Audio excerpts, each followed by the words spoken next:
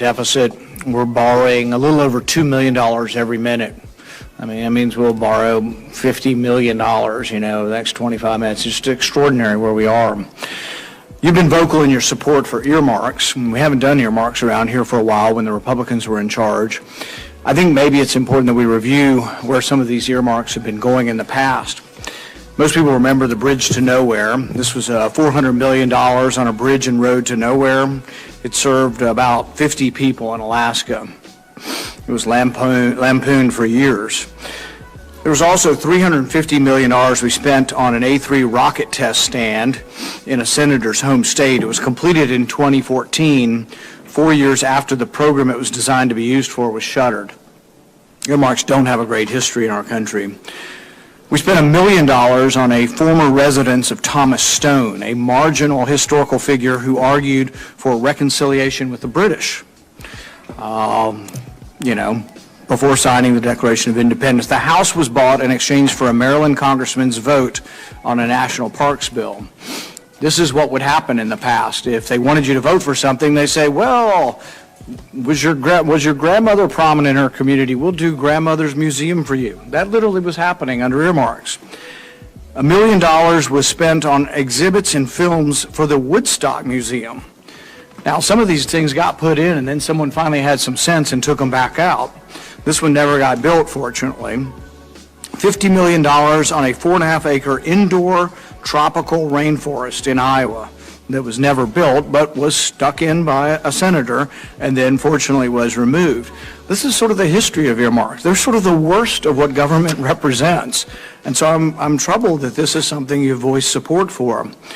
There was $22 million put in a secret DOD program to investigate UFO sightings. This was one of Senator Reid's passions. I don't think we have to go further into the discussion of whether or not that's a good use of taxpayer money. $50,000 to the Detroit Institute of Bagels. There's one we really think we need to spend some money on. $90,000 to create audio tours of the National Cowgirl Museum and Hall of Fame. $500,000 to the Teapot Hall of Fame, which closed before construction was completed. $500,000 to travel for high school exchange programs between the Philadelphia and the Virgin Islands. So, I mean, the history of earmarks is not one of our, putting our best foot forward. So I worry that you would go to OMB, and this is a philosophy that you would bring there because you've publicly advocated for these.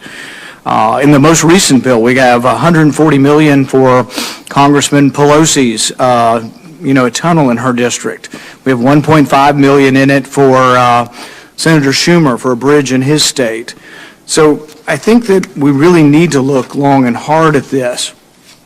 At the peak of earmarking in 2006, members of Congress added nearly 10,000 pet projects costing the taxpayer nearly $29 billion.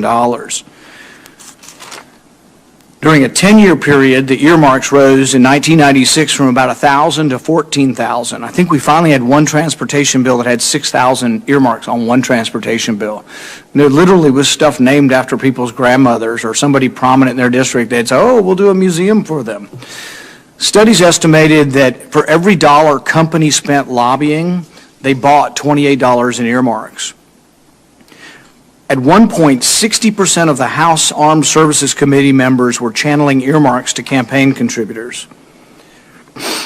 When they did a reform and they said you had to put your name and attach your name to the earmark you put on to sort of shame people into this, they found that of the 81 House and Senate appropriators who made up 15% of Congress, they were responsible for 51% of the earmarks and 61% of the money spent. So I guess considering where we are in the debt, I'd like to hear, why you think it would be a good idea to go back to earmarks.